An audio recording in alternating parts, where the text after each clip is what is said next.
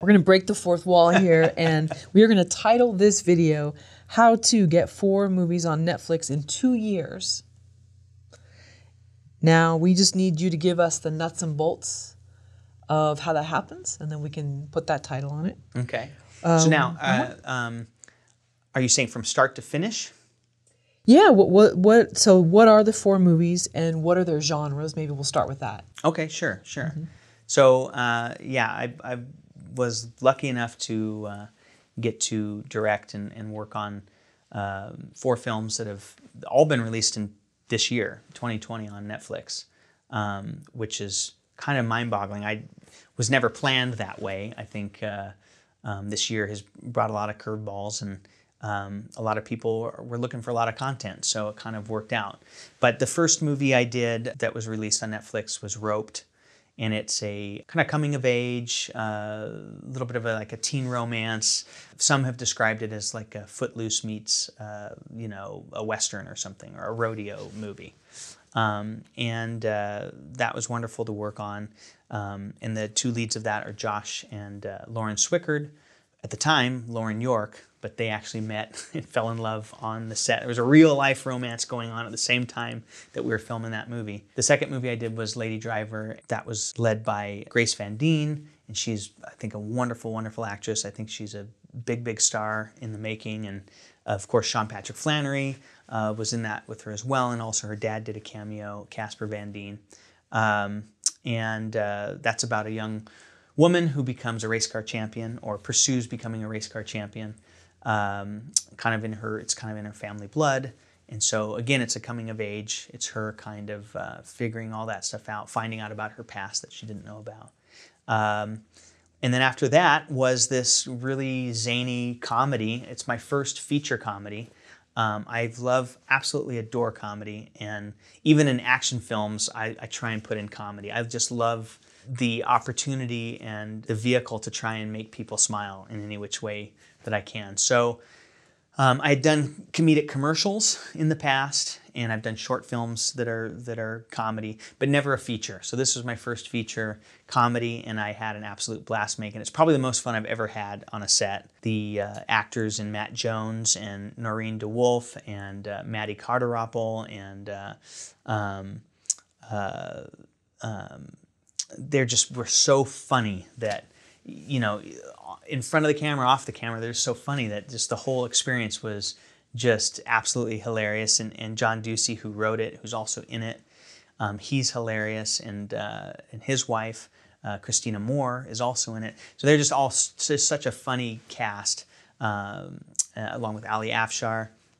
That one's kind of a, I don't know if many people will know this movie, but there's a movie called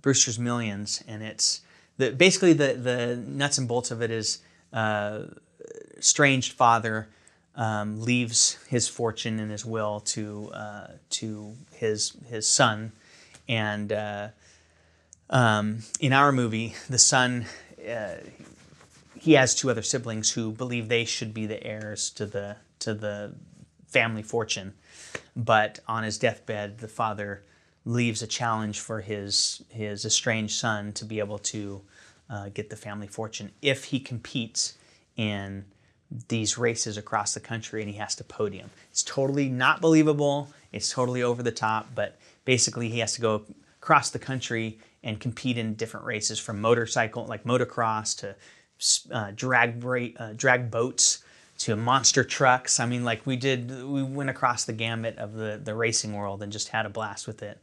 And then the last one is, which just came out, is California Christmas. And that's just a very sweet kind of rom-com Christmas movie. And that again stars Josh and Lauren Swickard.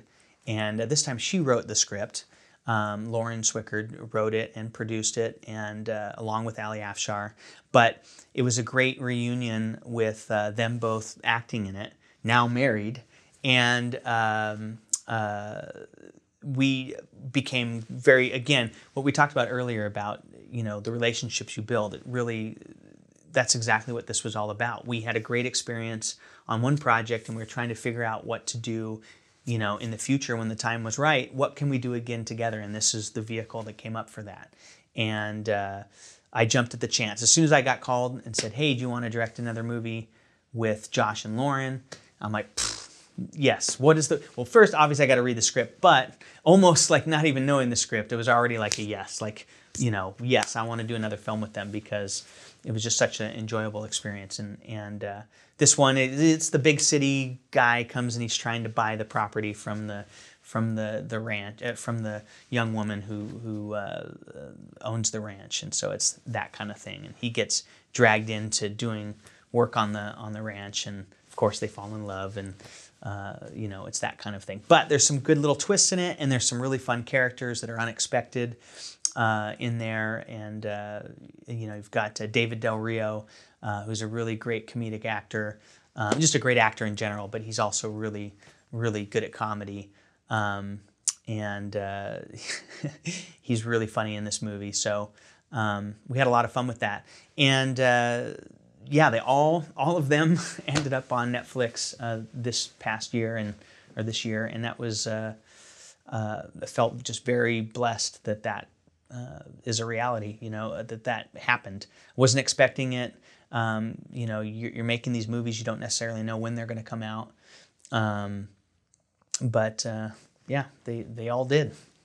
And so how does that happen? Is that something where you knew up front that you were making these to eventually be on Netflix? A distributor got them on? The producer had inroads? Yeah, so the first three, no. The first three, we didn't know exactly what the distribution path would be. California Christmas is a Netflix original, so yes, we did know from the get-go on that one, and there's that collaboration. So that was really exciting when we were doing it too, just knowing that that's going to be the home. This is, just a really, and obviously then there's the pressures of making sure you do it right and do it justice and make them happy and everything. But the first three, no, we made them with, obviously Netflix would be a great place for them to land. So you shoot for that as a goal, of course. But obviously there's Amazon and there's Hulu and there's theatrical, there's, just going a traditional route like, iTunes or whatever. So there's all sorts of different avenues you could go. But I definitely think Netflix was a goal place to try and get them. And luckily with the relationships that the production team and like our producers, like Ali Afshar, the relationships he's built helped us get us into those doors and ultimately get, find their home there.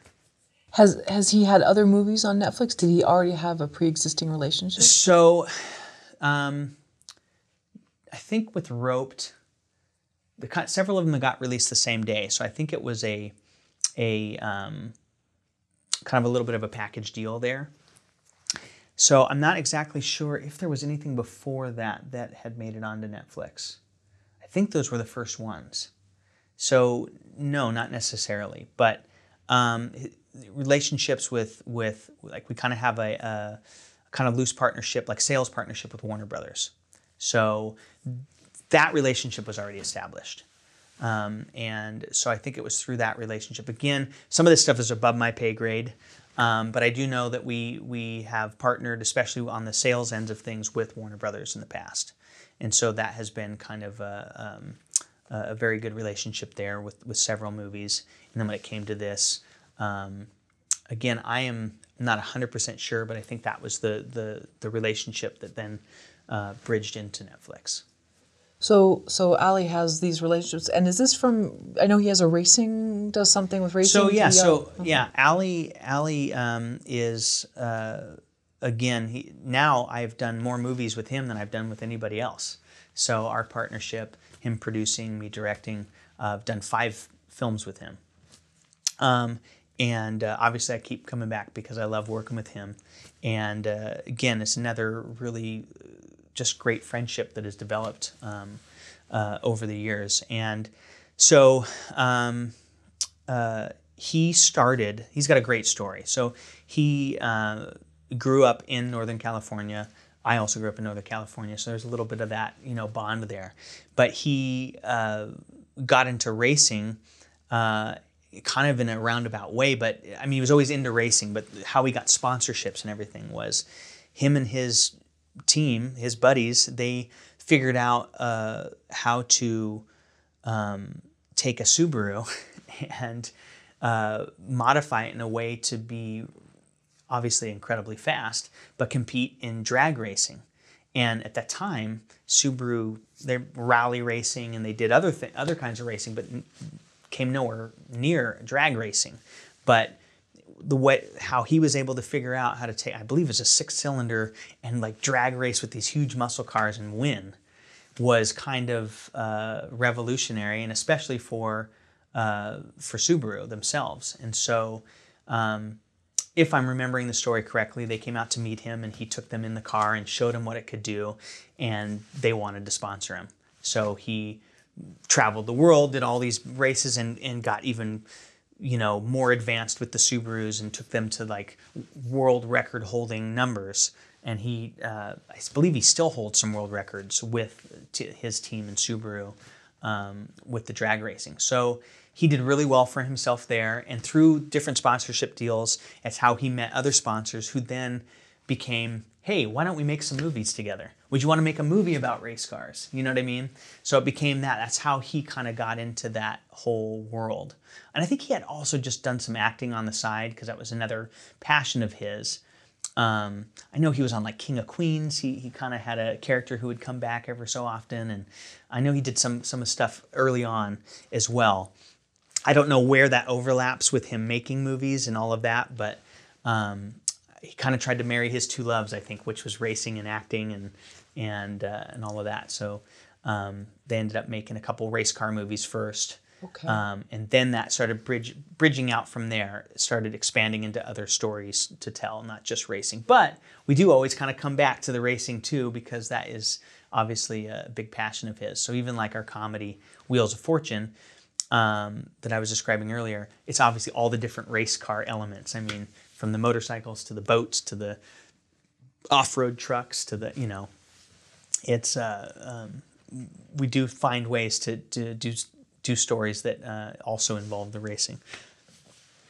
Right. So interesting. So he has this sort of mindset of finding sponsors and partnering what he loves to do with these bigger companies. And he's so really good at that. Okay. Again, he's really good at those relationship building and that we talked about earlier.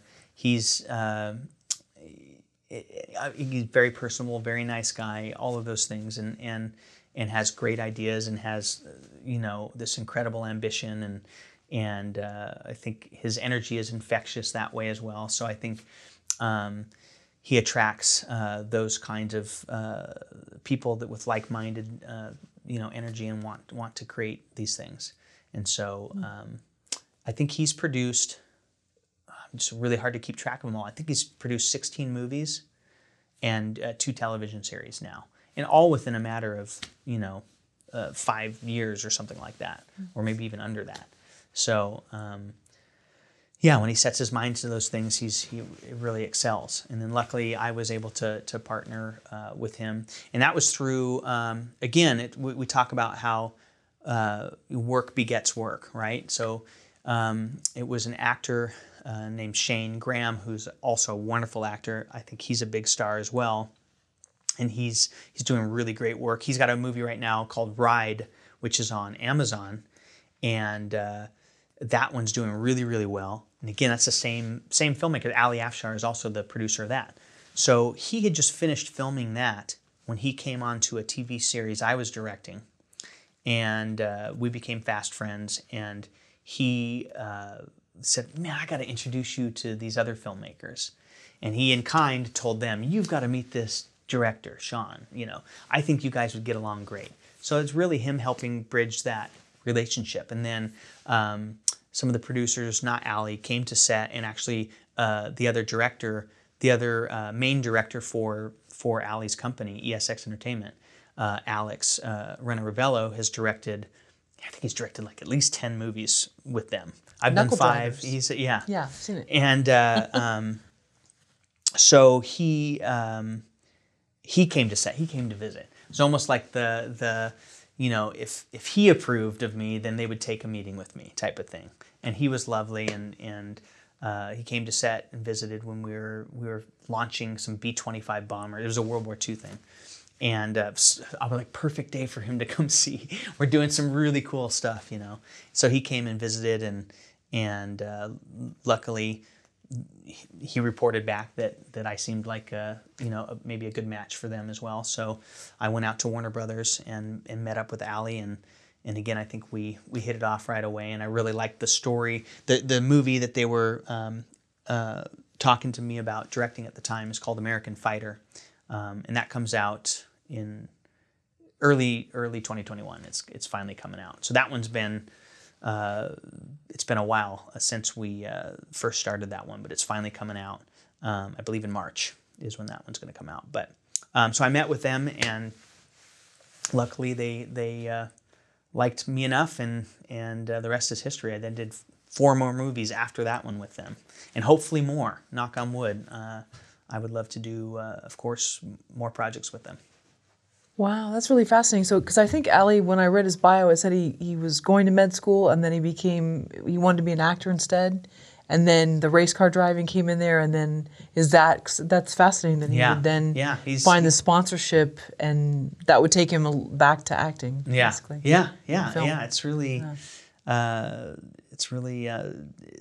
amazing, and he's a great producer that way. I mean, he's just one of those people that any problem, even I view myself as a great problem solver, but I even run into certain issues that maybe I can't tackle. He comes in and he fixes it. We were shooting Lady Driver, and it had just rained, and we were on this really nasty kind of clay that just your cars will sink in it and all that kind of stuff, and you won't get them out. Like, it's one of those things. So it had rained a couple days before we were at this racetrack, and we're supposed to film everything in their race pits. But the problem is it had rained a couple days, and the guy running the track was like, I don't think you can bring these big, heavy, production trucks and vehicles on here. And he goes, we'd have to bring in a tractor, and we'd have to lay down some, like till it up and lay down some more stuff and blah, blah, blah. And I'm like, well, where are we going to film this? This is here. Here's our schedule. This is what we're supposed to film on this day. And I kept talking to the guy, going, what can we do? Where can we film it? Can we do it here? Or is there any way to make it work there? Can we bring the tractor? He goes, no, I don't think it can happen. Then my producer, my field producer comes in. He's talking to him. Nope, can't happen. Nope, can't happen. Everybody, nope, can't happen. Here comes Ali. What's wrong? What's going on? I go, well, because it rained here, we can't get the vehicles out there as well. He goes, okay, hold on. He goes, 2 minutes. He's over there talking to the gentleman, comes back, goes, yeah, we're going to be able to film there. I go, what? How did you make that happen? He's just one of those people that just, makes those kinds of things happen. Of course, the guy got the tractor. He did all the work. I don't know what they said or what was talked about, but, he was able to make that happen, and we filmed the whole day where we were supposed to film it, and it all worked out. And yeah, so very interesting. Shaun, can you further explain how you got the first 2 films on Netflix? Yeah, so I think the first couple films that we got on there had to do with the relationship with Warner Brothers and them kind of being handling the sales of the films, if that makes sense. So they're the ones who, and I say they, again, a lot of this is above my pay grade, but I know it was a relationship with Warner Brothers representing the films to sell them, and they sold it to Netflix. So that's how they got it on there. And I believe it was a package deal. Again, it's above my pay grade, but I believe that's how the first couple of films got on there. And of course, then the relationship builds, and then we got a couple more on there, and that went really well for us. And then, now we've got the newest one, California Christmas, that just came out. So I think we have, it's not just my 4 films with the same company, with ESX and Ali's company. I think we now have 7 films on there on Netflix. So it's been the relationship, obviously, through Warner Brothers has built, and it's been really, really fantastic. And sorry, how did you get the first relationship going with Warner Brothers? And I know you that said part's not. I have no clue. You have no clue. Yeah, okay. That's all Ali. Right. That's his relationships. So I don't know how that all started. Right. You've been a director for hire on all 4 movies that have gone to Netflix. Were you competing with other directors at that time for the job? I do know, yes, I think there's always been other directors in consideration. A few of them, no. I think we just, from the get-go, we knew that I was going to do it, and that's because we had already established that relationship. But yes, there was other, I guess, because American Fighter was the first film I directed with them, and there was other directors being considered. But that one hasn't come out yet. That one's not on Netflix yet. That one is releasing, again, in March. So that one I knew. I definitely was competing. And then there is also Alex Arena-Ravello, who has directed a bunch of movies with them. So it's kind of like, are you going to direct this one? Are you going to direct, you know? And we also have Brett Hedlund, who has been the editor on all of our films. He also directed a film for ESX called The Stand at Paxton County, which I helped develop that script. But he ended up directing it because I was directing Wheels of Fortune. So I think, yeah, there's those things, and certain ones, yes, there's other in consideration, and then other ones it's been, you know, hey, we love what you do, we want you, you know, we think you could tell the story really well, and so I just get offered it. But certainly in the beginning, there was definitely more of that, considering other directors for the projects. Did you personally meet with anybody at Netflix? Did you go to Netflix? Can you tell us? No, oh, you again, haven't? Okay. No, yeah, I haven't had any. I have met with people from Netflix before, but not for these movies. Again, being the director, I'm not the producers of them. I am very involved in the post-production process, from everything editing, visual effects, sound design, ADR, score. I have my fingers in every single part of that, and making sure that the deliverables get done. But beyond that, like I said, it's kind of above my pay grade, and I'm not involved on that level. Now, if it'd be something that I produced, then that might be more the case. And I have had those conversations with films that I have personally produced, you know, that are through my stuff. But I did have a movie long ago on Netflix, but it was when there were still DVDs that they would send to your house. So, anyways. I remember those days. Yeah. It's exciting to check the mail. How much involvement does Netflix have during production? I know you said it with California Christmas. Yeah, this is our first. This is our first Netflix original. So yeah, there is a certain involvement, and again, Warner Brothers. They're also those relationships there.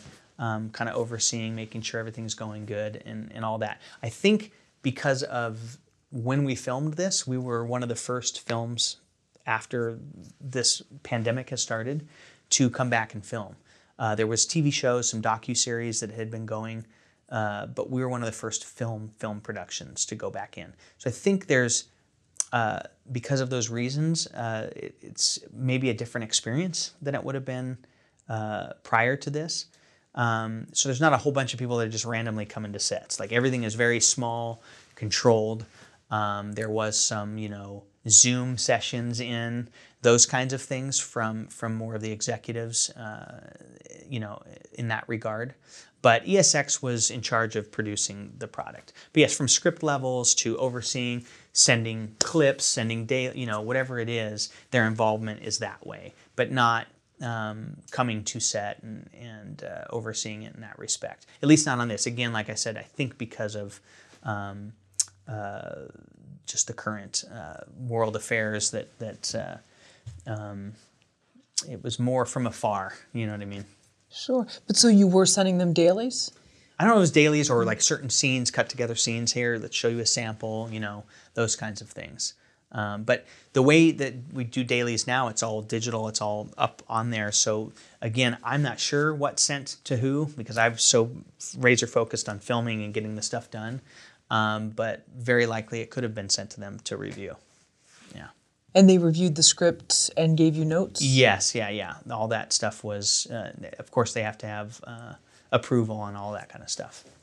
Shaun, forgive me for asking this, but the timeline, can we just go over that one more time for these movies? Because it sounds like this happened so fast. Yeah, this year has been very interesting. Again, I think because people are so starving for content, it's why so many of my projects came out. But Roped and Lady Driver kind of came out at the same time on Netflix, and so those were already out. Then we were already in development and working on A California Christmas before Wheels of Fortune came out. So we're actually on set filming A California Christmas. Oh, I'm sorry. Actually, it was after A California Christmas stopped filming when I was on a different television, or a different project when Wheels of Fortune came out. So it was had a couple of them on there. I don't remember I think the deal was in place when we started filming California Christmas for Wheels of Fortune to come out. But it didn't come out until after we were done filming it. And then, A California Christmas is the one we had the clearest date of when it was going to release, because it's a holiday movie. We knew December. They wanted it to come out in early December to play through for the holidays. So, but on Wheels of Fortune, we didn't know what the date exactly would be, when Netflix would want to drop it, when they want to release it. Obviously, I'm sure they have specific reasons for when they want to release movies. But I do believe we had the deal for Wheels of Fortune before we started filming California Christmas, if I'm not mistaken. Again, a lot of this stuff is I don't get to deal with it. I don't get the inside information on that. But yeah. So I had 2 films already, but also ESX, I believe, already had 4 films on Netflix already released before we started doing the California Christmas project. And that just came out today. Yeah, came out today. Yay. Woo-hoo!